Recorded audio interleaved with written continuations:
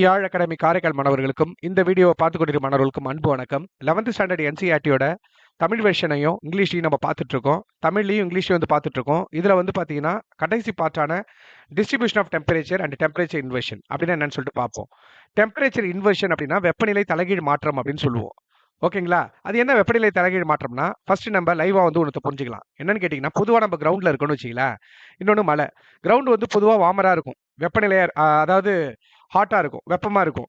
ஆனால் இதே மலை உச்சியில் இருக்கும் அப்படின்னா அந்த இடத்துல கோல்டாக இருக்கும், அதாவது குளிராக இருக்கும். பொதுவாக இதான் நார்மல் கண்டிஷன். கீழே வந்து பார்த்தீங்கன்னா ஹாட்டாகவும் மேலே வந்து கூலிங்காகவும் இருக்கும். அதனால தான் மலை உச்சிலலாம் ரொம்ப கூலிங்காக ஃபீல் பண்ணுறோம். ஆனால் இதே அப்படியே ஆப்போசிட் நடக்குதுன்னு வச்சிங்களேன், கீழே வந்து கோல்டாகவும் குளிராகவும் மேலே மலையில் வந்து வெப்பமாக இருந்தால் எப்படி இருக்கும்? இதுக்கு பேர் தான் டெம்பரேச்சர் இன்வர்ஷன் அப்படின்னு நம்ம சொல்லுவோம். ஓகேங்களா? இந்த டாப்பிக்கில் ஃபர்ஸ்ட் டிஸ்ட்ரிபியூஷன் ஆஃப் டெம்பரேச்சர், அப்புறம் டெம்பரேச்சர் இன்வர்ஷன், அதோட டைப், இது ரொம்ப ரொம்ப முக்கியம்.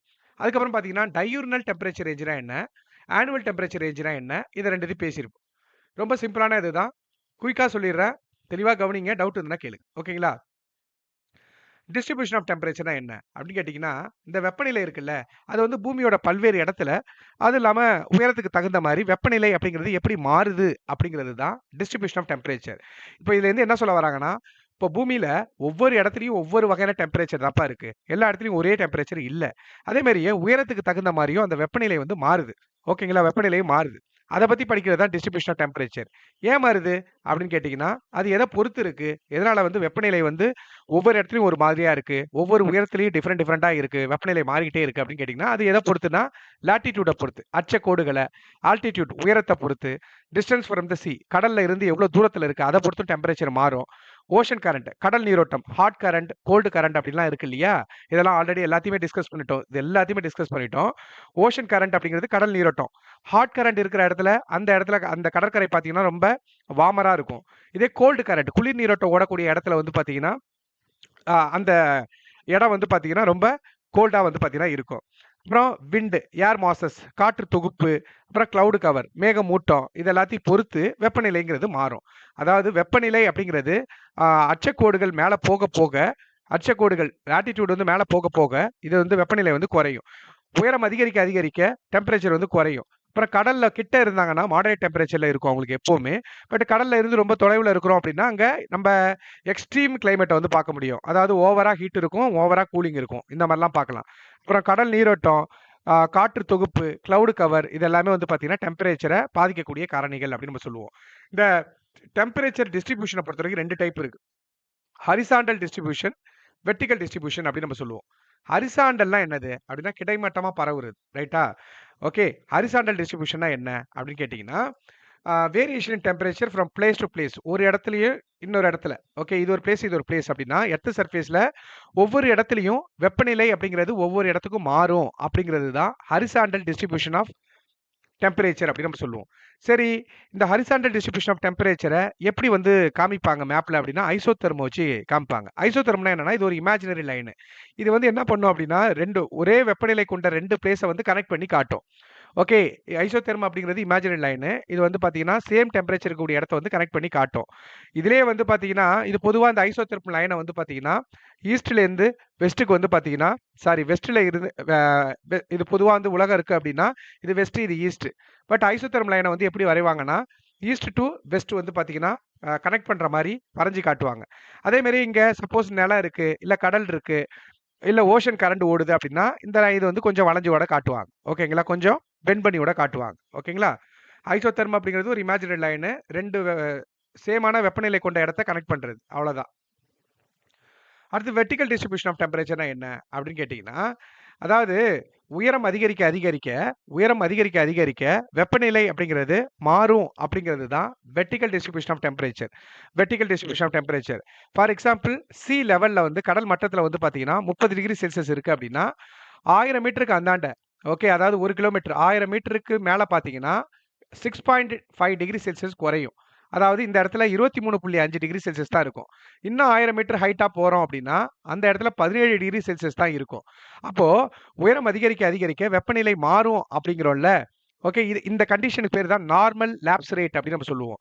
ஒவ்வொரு 1000 மீட்டருக்கும் 6.5 டிகிரி செல்சியஸ் வந்து வெப்பம் குறையும் அப்படிங்கிறது நார்மல் லேப்ஸ் ரேட், இயல்பு வெப்ப வீழ்ச்சி அப்படின்னு நம்ம சொல்லுவோம். புரியுதுங்களா? சரி, இப்போ டயர்னல் டெம்பரேச்சர் ரேஞ்சுனா என்ன? அப்படின்னா, ஒரு நாளைக்கு எடுத்துப்போம் எக்ஸாம்பிளுக்கு. அதுல மேக்ஸிமம் டெம்பரேச்சர் பதிவாகும். அப்புறம் மினிமம் டெம்பரேச்சர் பதிவாகும். இது 2த்தையும் மைனஸ் பண்ணோம்னா, ஒரு ஆவரேஜ் டெம்பரேச்சர் கிடைக்கும்ல. அதுக்கு பேரு தான் டயர்னல் டெம்பரேச்சர் ரேஞ்ச் அப்படின்னு நம்ம சொல்லுவோம். டயர்னல் டெம்பரேச்சர் ரேஞ்ச் அப்படிங்கிறது maximum and minimum temperature of a day. அதாவது இன்னைக்கு ஞாபகம் வச்சுக்கங்களேன். ஃபார் எக்ஸாம்பிள் இன்னைக்கு 18ஆம் தேதி. 18ஆம் தேதி வந்து பார்த்தீங்கன்னா, காலையில ஒரு 12 மணிக்கெல்லாம் 36 டிகிரி செல்சியஸ் பதிவாயிருக்கு. அதே வந்து பார்த்தீங்கன்னா, ஒரு காலையில ஒரு 6 மணிக்கு 24 டிகிரி செல்சியஸ் பதிவாயிருக்குன்னு வச்சுக்கங்க. இப்போ இது 2த்தையும் வந்து மேக்ஸிமம், மினிமம் எவ்வளோன்னு பார்ப்பாங்க. அத மைனஸ் பண்ணோம்னா 36 - 24 12 டிகிரி செல்சியஸ் வரும். அதுதான் அந்த நாளோட diurnal temperature range. Diurnal temperature range அப்படின்னு நம்ம சொல்லுவோம். ஓகேங்களா? சரி, இந்த ஒரு நாளைக்கு வந்து டயர்னல் டெம்பரேச்சர் ரேஞ்ச் வந்து மாறுது. அத வந்து எதெல்லாம் பாதிக்கும் அப்படின்னு கேட்டீங்கன்னா, மேகம் இருக்குன்னு வச்சுக்கங்களேன். மேகம் அதிகமா இருந்தது அப்படின்னா, மினிமம் டெம்பரேச்சர் தான் பதிவாகும். ஈரப்பதம் அதிகமா இருந்ததுன்னா, மினிமம் டெம்பரேச்சர் தான் பதிவாகும்.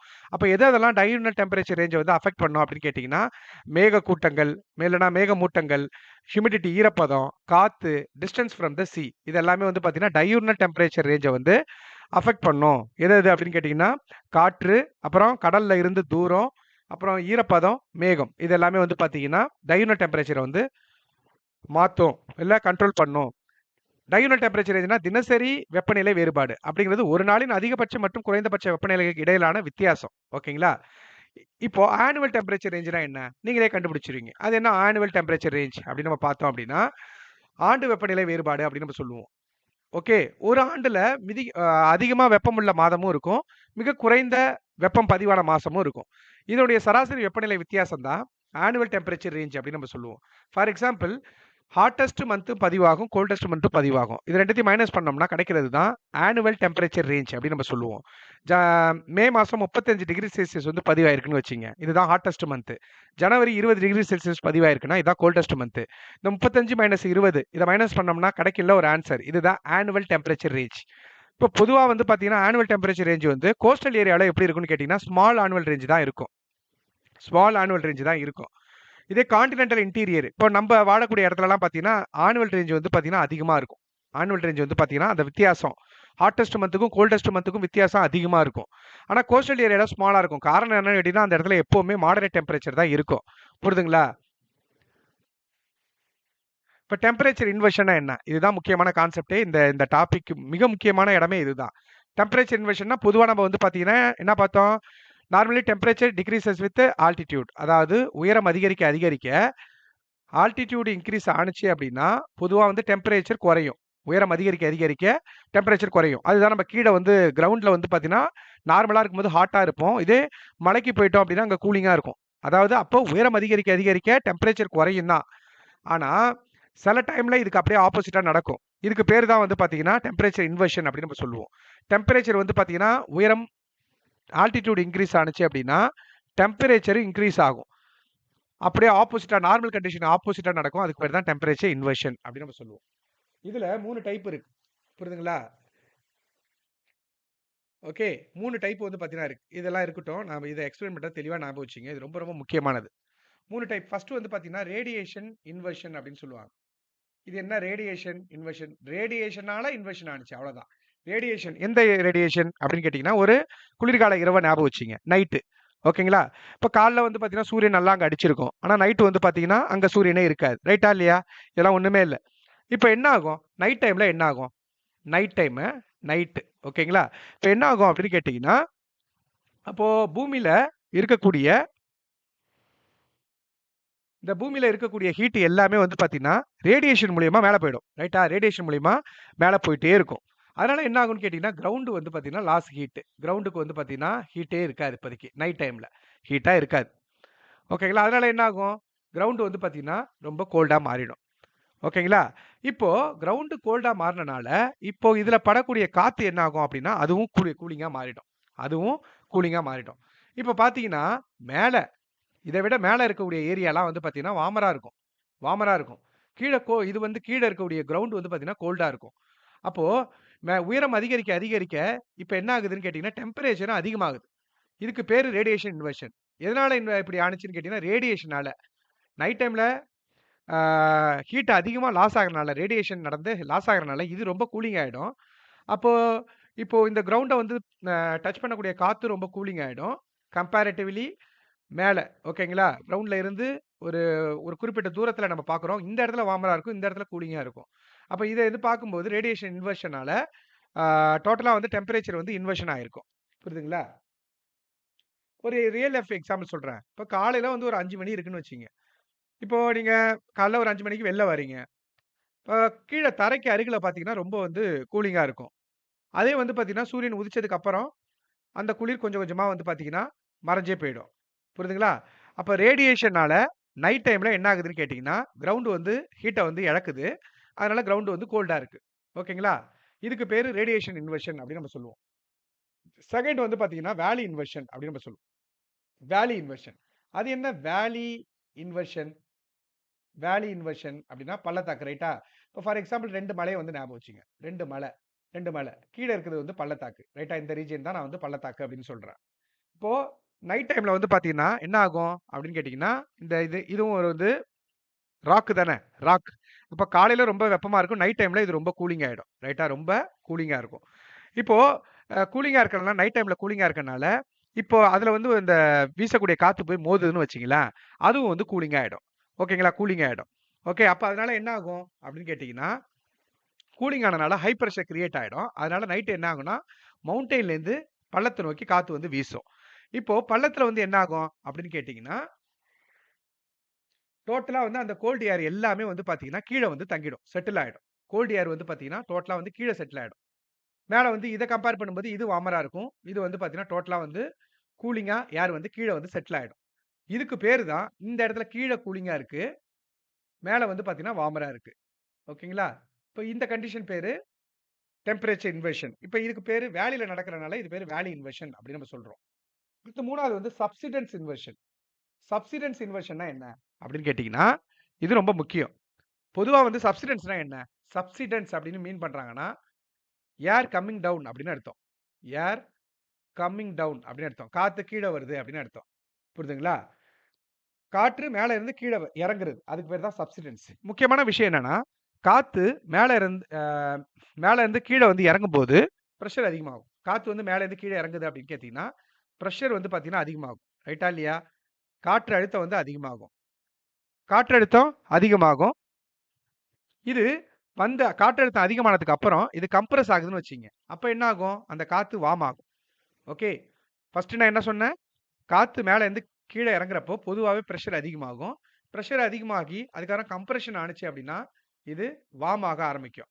புரியுதுங்களா? ஃபார் எக்ஸாம்பிள் நீங்க வந்து வந்து சைக்கிள்ல வந்து காத்தடிச்சிருப்பீங்க. அத நீங்க வந்து அத காத்த வந்து நீங்க இறக்க அந்த பம்பு சூடாகுற மாரி. மேல இருந்து காத்து கீழ இறங்கும்போது பிரஷர் அதிகமாகும். அதனால அது அங்க இருக்கக்கூடிய காத்து வந்து பார்த்தீங்கன்னா, சூடாகும். புரியுதுங்களா? ஃபார் எக்ஸாம்பிள் பாருங்க. ஏர் கீழ வருது அப்படின்னா என்னென்னலாம் இன்கிரீஸ் ஆகும்? ஏரு கீழ வருது அப்படின்னா, பிரஷர் வந்து பார்த்தீங்கன்னா இன்கிரீஸ் ஆகுது. பிரஷரு இன்கிரீஸ் ஆகுது. பிரஷர் இன்கிரீஸ் ஆனுச்சு அப்படின்னா, அந்த காத்து எல்லாமே கம்ப்ரஸ்ட் ஆகும். அழுத்தப்படும். காத்து அழுத்தப்படுது அப்படின்னா, காத்து வந்து பார்த்தீங்கன்னா, ஏர் பிகம் வார்ம். காத்து வந்து பார்த்தீங்கன்னா, வார்ம் ஆயிடும். இப்போ மேல இருந்து கீழ வந்த அந்த காத்து சூடாகி ஒரு வார்ம் லேயர உருவாக்கிடும். ஒரு வார்ம் லேயர ஒரு வெப்பமான ஒரு அடுக்க வந்து பார்த்தீங்கன்னா, உருவாக்கிடும். அப்போ அதுக்கு கீழ இருக்கக்கூடிய காத்தெல்லாம் வந்து பார்த்தீங்கன்னா, எப்படி இருக்கும் அப்படின்னு கேட்டீங்கன்னா, கூலிங்கான ஏர் வந்து அப்படியே புடிச்சிட்டு ட்ராப் பண்ணி விட்டுரும். இப்ப கீழ வந்து பார்த்தீங்கன்னா, கூலிங்கான ஏர் இருக்குன்னு வச்சுக்கங்க. இப்போ இது மேல வார்ம் லேயர் மாரி இருக்கனால, இது ஒரு மூடி மாரி இருந்துகிட்டு, கீழ இருந்து இருக்கக்கூடிய அந்த கூலிங்கான ஏர மேல ஆ எஸ்கேப் ஆக விடவே விடாது. புரியுதுங்களா? இப்ப இதுக்கு பேரு தான் சப்சிடன்ஸ் இன்வெர்ஷன் அப்படின்னு நம்ம சொல்லுவோம். இது புரிஞ்சிருக்கும்னு நம்புறேன். இல்லன்னா திருப்பி ஒரு டைம் சொல்றேன். சப்சிடன்ஸ் இன்வெர்ஷன்னா மேல இருந்து காத்து கீழ வந்து என்ன ஆகுது? சூடாக ஆரம்பிக்குது. அதனால வந்து சூடானதுக்கு அப்புறம் ஏர் வந்து பார்த்தீங்கன்னா, கம்ப்ரஸ் ஆகுது. கம்ப்ரஷனால அந்த பர்ட்டிகுலர் இடத்துல இருந்த அந்த காத்து எல்லாமே வார்ம் லேயர வந்து உருவாக்குது. அதுக்கு கீழ கூலியா இருக்கனால, இந்த கூலிங்கான காத்து வந்து மேல போகாம தடுக்கப்படுது. ஓகேங்களா? இப்ப ரேடியேஷன் அப்படிங்கிறது கிரவுண்ட் வந்து கோல்டா இருக்கிறது. வேலி அப்படிங்கிறது கோல்ட் ஏர் குளிரான காத்து வந்து கீழ வர்றது வேலி இன்வெர்ஷன்ல. சப்சிடன்ஸ் அப்படி நம்ம பார்க்கும்போது, வார்மான ஏர் வந்து பார்த்தீங்கன்னா, கீழ இறங்குது. ஓகேங்களா? ஸோ இத 3த்தையும் நல்லா ஞாபகம் வச்சுக்கங்க. ரைட்டா? அப்புறம் ஃப்ரோஸ்ட்னா என்ன? ஸ்மோக்னா என்ன? ஃப்ரோஸ்ட் அப்படிங்கிறது எப்பப்பலாம் டெம்பரேச்சர் வந்து பார்த்தீங்கன்னா 0 டிகிரி செல்சியஸ் கீழ போயிடுதுன்னு வச்சுங்களேன், அப்போ வாட்டர் வேப்பர் என்ன ஆகும் அப்டின்னா, நேரடியா வந்து பனிக்கட்டியா மாறிடும். உறைபனியா மாறிடும். புரியுதுங்களா? டெம்பரேச்சர் 0 டிகிரி செல்சியஸ் கீழ வந்ததுன்னா, நீராவி நேரடியா என்னவா ஆயிடும்னா, உறைபனியா மாறிடும். வாட்டர் வேப்பர் வந்து பார்த்தீங்கன்னா, டோட்டலா ஃப்ரீஸ் ஆயிடும். அதாவது உறைபனியா மாறிடும். ஸ்மோக்னா என்ன அப்டின்னா, ஸ்மோக் பிளஸ் ஃபாக். ஸ்மோக்கும், புகையும், ஃபாகும் சேர்ந்தது தான் ஸ்மோக் அப்டின்னு நம்ம சொல்லுவோம். இந்த ஸ்மோக் எப்போ உருவாகும்னு கேட்டீங்கன்னா, பொதுவா டெம்பரேச்சர் இன்வெர்ஷன் நடக்கும்போது, டெம்பரேச்சர் இன்வெர்ஷன் லாஸ்ட் பார்த்தோம்ல, சப்சிடென்ஸ் இன்வெர்ஷன். மேல வந்து சூடான காத்து, கீழ வந்து கோல்டான காத்து. இந்த கோல்டான காத்துல இருக்கக்கூடிய ஸ்மோக்கு, டஸ்ட்டு எதுவுமே இத தாண்டி போகவே முடியாது. புரியுதுங்களா? அப்போ இந்த டெம்பரேச்சர் இன்வெர்ஷன் அப்படின்னு நடக்கும்போது, பொதுவா நடக்கும்போது இந்த பொல்யூட்டன்ட்லாம் மேல போக முடியாது. ஓகேங்களா? அதையும் ஞாபகம் வச்சுக்கங்க. இப்ப ஸ்மோக் அப்படிங்கிறது ஸ்மோக் பிளஸ் ஃபாக் இதெல்லாம் கேட்டிருக்காங்க. அப்ப 0 டிகிரி செல்சியஸ் குறைவான வெப்பநிலையில நீராவி நேரடியா பனியா மாறுது. அதுக்கு பேரு தான் ஃப்ரோஸ்ட் அப்படின்னு நம்ம சொல்லுவோம். உறைபனி அப்படின்னு நம்ம சொல்லுவோம். ஸ்மோக்னா என்ன அப்படின்னு கேட்டீங்கன்னா, ஸ்மோக்கும் ஃபாகும் சேர்ந்தது ஸ்மோக் அப்படின்னு சொல்லுவோம். இது எப்போ உருவாகும்னு கேட்டீங்கன்னா, மாசுபட்ட அந்த காத்து மேல செல்லாம தரைக்கு கீழே தங்குறனால ஸ்மோக் வந்து அதிகரிக்குது. புரியுதுங்களா? அவ்வளோதான் அந்த சாப்டர்ல வந்து பேசியிருப்போம். இதுல ஏதாவது டவுட் இருந்தது அப்படின்னா கேளுங்க. இந்த கொஸ்டினோட டைம் பார்த்துடலாமா? ஐசோதெர்ம் அப்படிங்கிறது are line joining places with the same. Isotherm லைனுங்கிறது சேம் டெம்பரேச்சர் இருக்கக்கூடிய இடத்த வந்து கனெக்ட் பண்றது.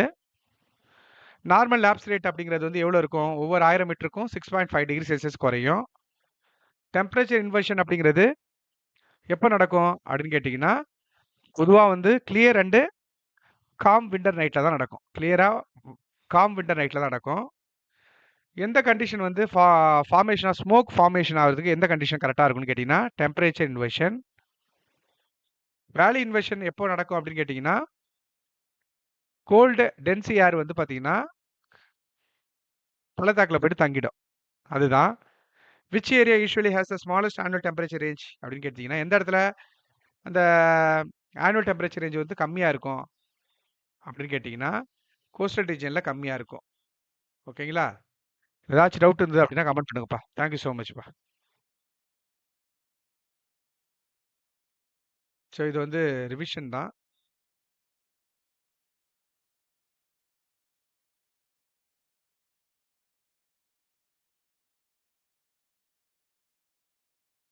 சரி ஓகேப்பா. Thank you.